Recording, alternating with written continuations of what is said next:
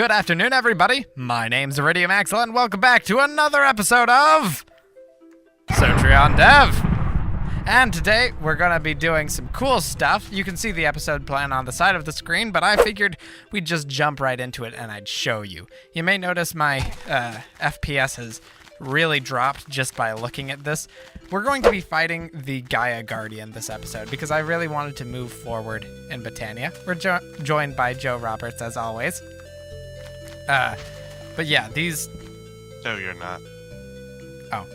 These bear traps will hold the Gaia Guardian still, or at least they should, unless that's been fixed. But they also seem to generate like a massive amount of lag, so I apologize for that. It's going to happen whenever I'm looking at it. Also, take a moment to check out my Discord. You can see that as a link in the description. And yeah, so here we have the beacon set up in the middle, and you shift right click on this with a Terra Steel ingot. We have some Gaia pylons right here. They're really easy to make. All you need is Elementium, Pixie Dust, and Mana pylons. They've been strategically placed as to make it function. And these bear traps are just iron, so that's most of what we've done. I'll go over what that is over there afterwards. But for now, I guess I'm going to eat this golden apple. Also, we have Elementium armor. What were you saying? Do you have an apple for me? No, I don't. Survive on your own. So, go ahead and spawn it. This might be a little loud.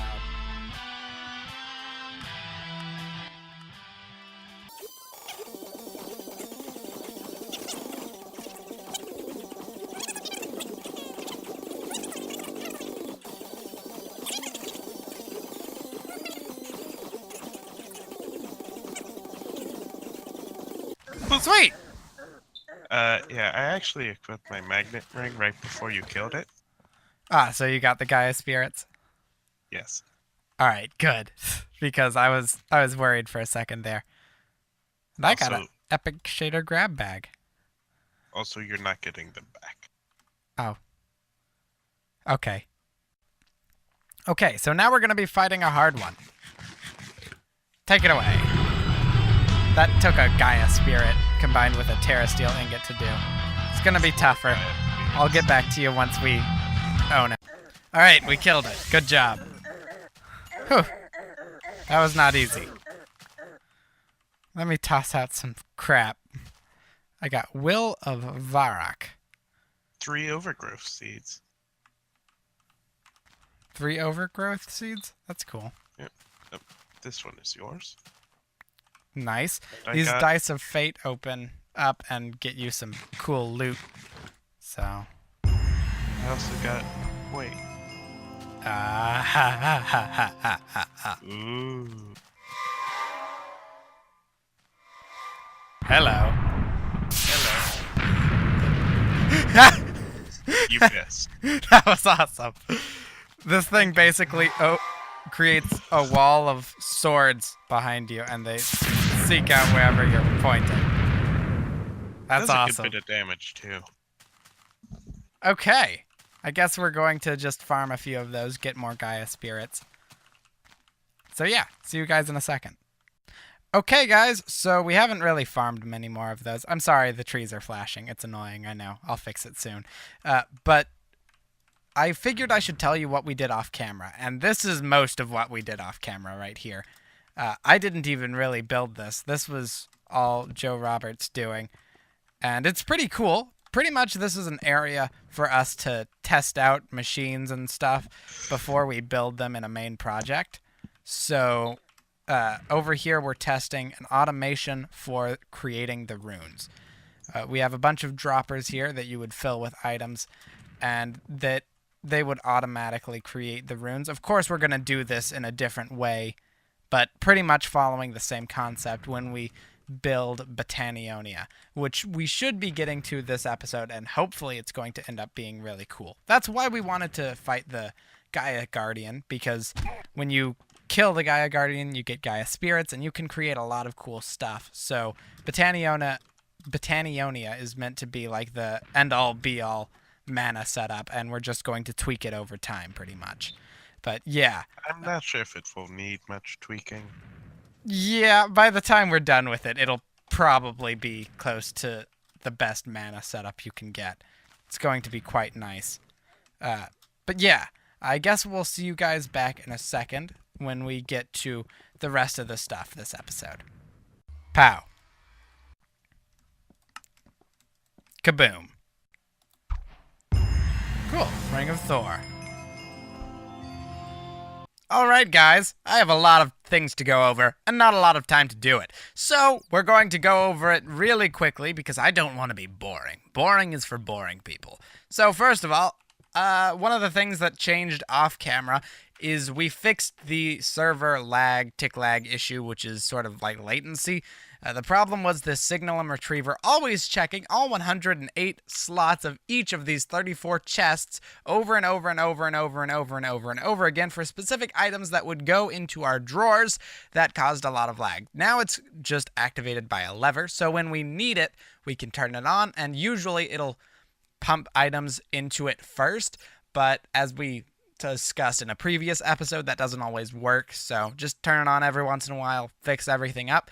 That's super nice and good. If we come out here, come down here actually, we have 82.3 thousand treated wood planks, and we have 49.2 thousand treated wood planks up here, and that's because I created a small, simple auto-treated wood maker, and that's all been dealt with a while back. Over in here, we have an automatic anvil, so we just come in here, drop off our XP periodically, and that will get us the automatic anvil hidden in there, charged up. You put your tools in here, or armor, you put your enchanted books in here, and you get your output right here. If we come over here, we have tons and tons and tons of various machines, but these are all upgraded to resonant now, and I have 28 leftover resonant conversion kits, which will change thermal expansion machines and such all the way to resonant, which is the highest level you can get. Out here we have 5 enervation dynamos, all with these augments, which increase their power transmission, and 2 roosts, each with 16 redstone chickens in them. Always pumping items into these enervation dynamos. Those go into these resonant energy cells, and those can hold 50 million RF each. Each of these enervation dynamos create 600 RF per tick. Whew! Okay, so now if we come out here, and out here, and up here, we've replaced a lot of the mana spreaders with Gaia mana spreaders. All you need for that is an Elven mana spreader, a Dragonstone, and a Gaia Spirit. So those are a lot faster than the ones we had before. We have a second Entropinium here. That is specifically for Joe Roberts' own personal mana pool that he has a mana mirror tied to. So pretty much how that works is you have your mana mirror tied to it. So when this mana pool runs out of mana, you run out of mana. So that's why he has that Entropinium there, to make sure that does not happen. And then if we come over here, absolutely nothing has changed, but from there, we can come down here. So we've automated some more stuff, messed around with some more stuff. We moved the terrestrial agglomeration plate down here because we have more mana pools, more Entropiniums, plenty of Gaia spreaders, and this TNT duplicator that works on the on and off, so it produces plenty enough TNT for all 4 of these Entropiniums. Over here we have an automatic flower maker. Over here is where we have that the treated wood planks maker. And what was the other thing that we had? Oh yeah! We also had an automatic cookie maker, but that's since been removed. We have like 16,000 of these biscuits of totality. Up there we have a giant floating island. That was made with a shard of Laputa. And those are pretty kind of complicated to make, actually. If we click on this, that's how you make it. Merry Christmas. It creates a floating island, and it takes the items out of the ground. So you can see there's a hole down there. We have some elevators to come up. This is now our arena for fighting the Gaia Spirit. Right here in the corners, underneath the Gaia pylon, so they don't get destroyed, we have floating Bellthorn and a Heisei Dream. Heisei Dreams make villainous mobs aggressive towards each other, and floating or Bellthorns will damage mobs passively. So when the Gaia Spirit or the Gaia Guardian gets to the part of the fight where it's getting all grumpy with us. I'm sorry, I have hiccups. I can't help it.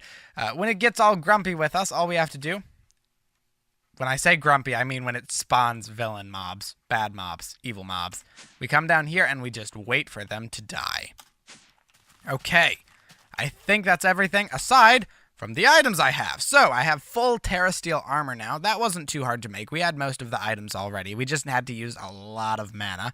We have this Key of the King's Law, and that's a awesome weapon. If we right click with it, you can see that summons a bunch of swords and stuff, and if I fire, it goes attacks. My dog's making noises because there are some people outside and they're probably about to come inside, so I have to finish this clip very quickly. We also have this Cloak of Sin that was pretty cool to make. That's what you make it with. That, when you get damaged at a 30-second recharge rate, it will hit the enemy for the amount that you were hit. We have this Ring of Odin. I got that from the Gaia Guardian. Alright guys, so now we are going to go to the end, because I've sort of been putting that off even though we've been able to do it for quite some time now. So, yeah, we're going to head out. You're going to see the whole thing sped up and all beautiful like. And then we're going to mess with industrial foregoing stuff and hopefully get to Batanionia by the end of the episode. So, yeah, let's start by throwing the first Eye of Ender. It's this way.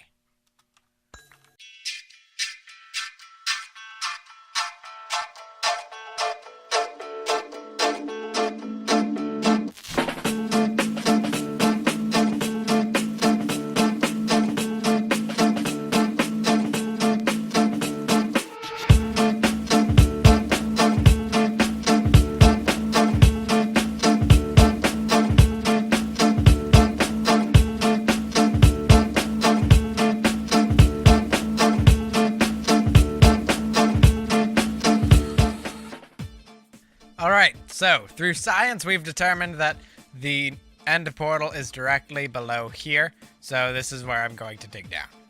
Pow, pow, pow, pow, pow, pow, pow.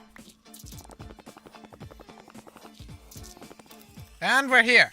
If you're wondering why I sort of cut off talking about my items, well, first of all, I got interrupted, and second of all, I decided that I'm going to go over that in a Surtreon Extras because there's actually a lot of equipment to go over that doesn't really affect our gameplay too much. So now we're going to activate the end portal. I'll toss these blocks in before me. That way I know it's safe. But you just jumped straight in. Alright, think I can make it? The answer is yes. Cool. Alright, so we're going to fight the Ender Dragon, you know, like you usually would.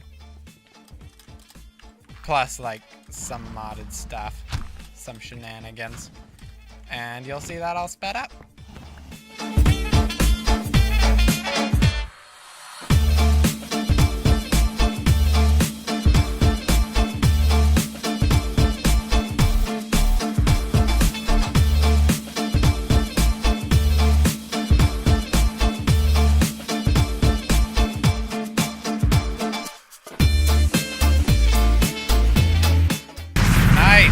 Killed it.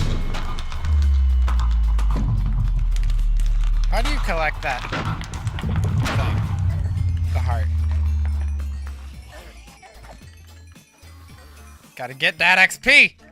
That was a very quick fight. Like, that was maybe a couple minutes. How do you collect the heart? Oh. Alright, I got it. It just teleports to you. And we want this dragon egg. Yeah, for sure.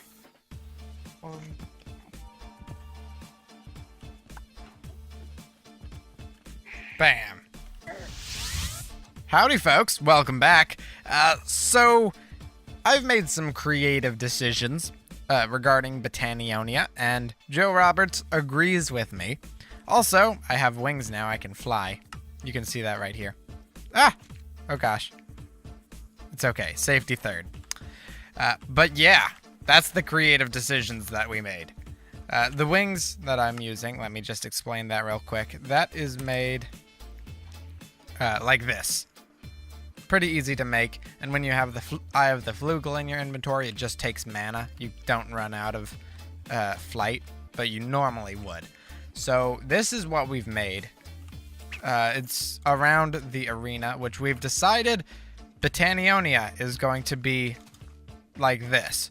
So basically the current idea is we're going to have this area in the sky. We're probably going to have some smaller islands off to each side of it. Like, use these areas right here as gateways that we built. And we built this pretty much because we were bored. Like, we had nothing better to do. And so we just started building, and we're like, you know what? This actually looks really cool. Like, this circular donut on the side is entirely man-made, and I think it came out quite well, personally. I'm not going to be permanently using these wings because I didn't want creative flight. I feel like that's a little overpowered. I just sort of needed it for this kind of project because building scaffolding all this height up and then going down to get the items was just going to be such a pain. So, yeah.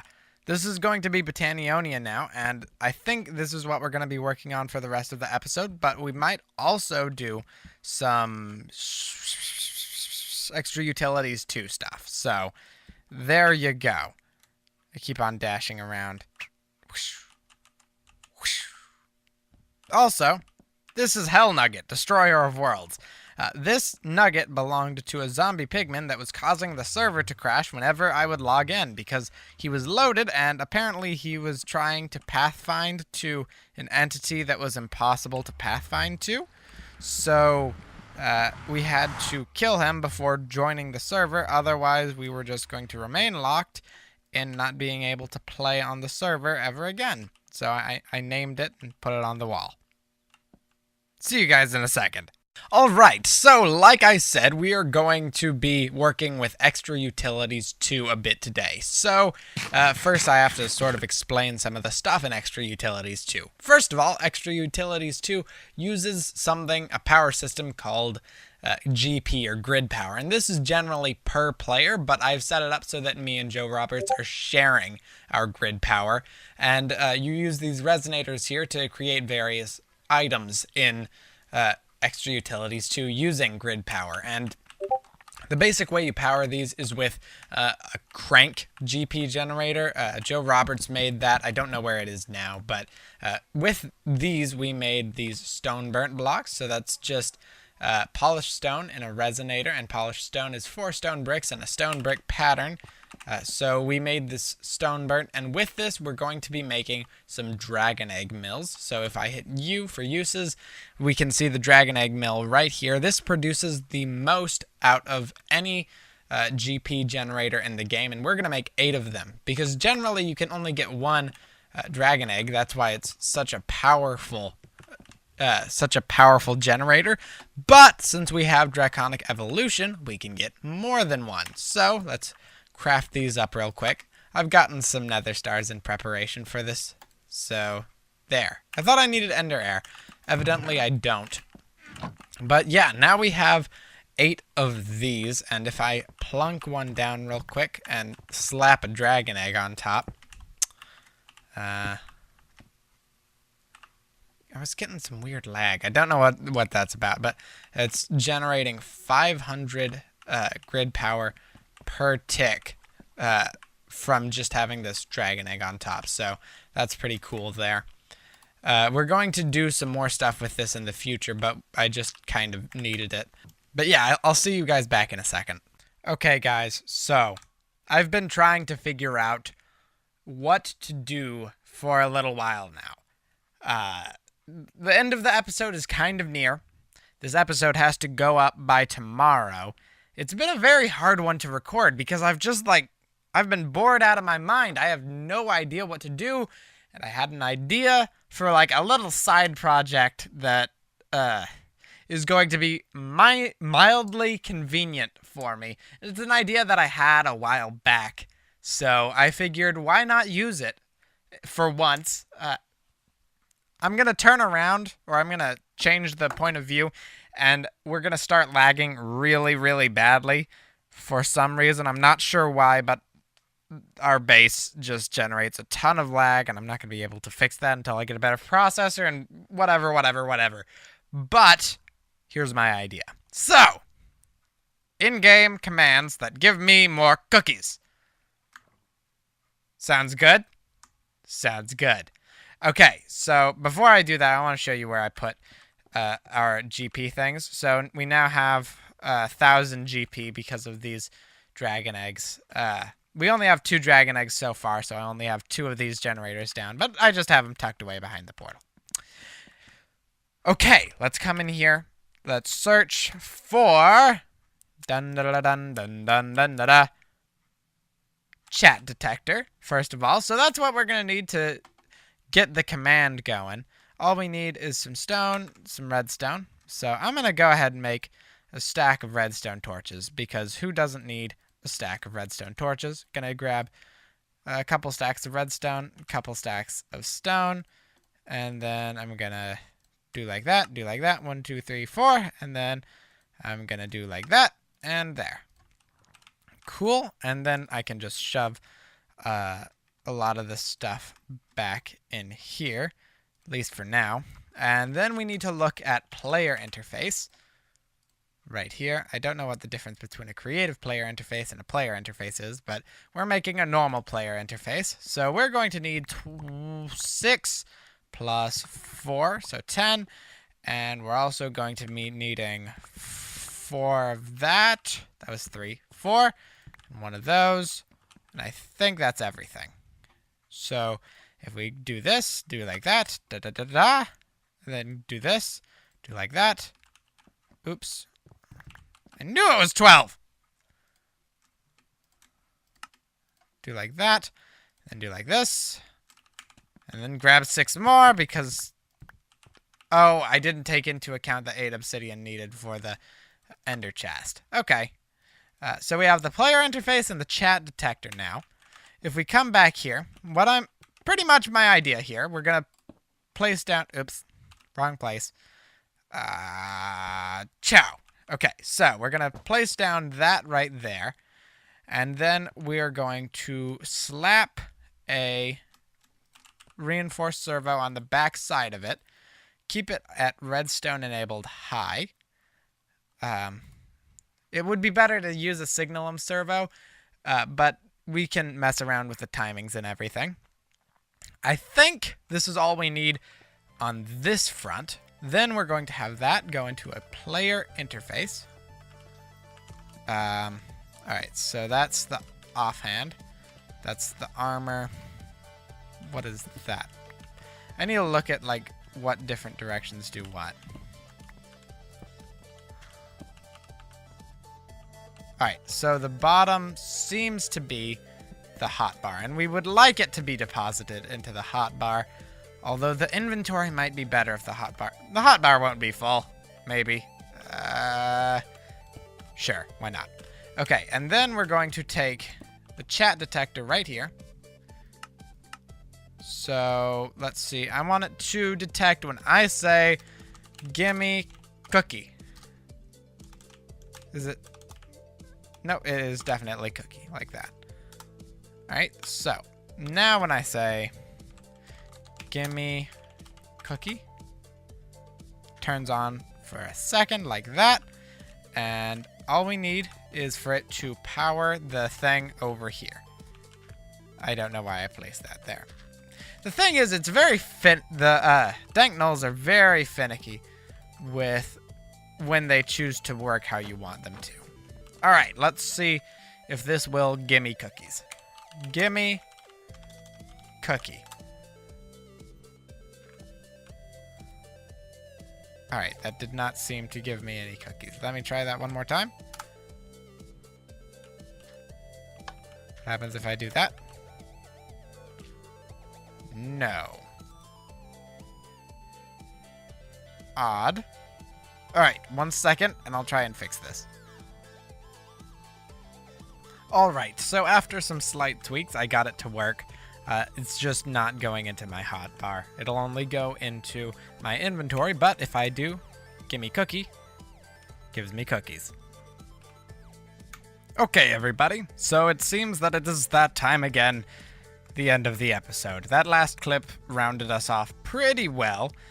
So, yeah. We got a good bit done this episode. All this. And all this. And other stuff.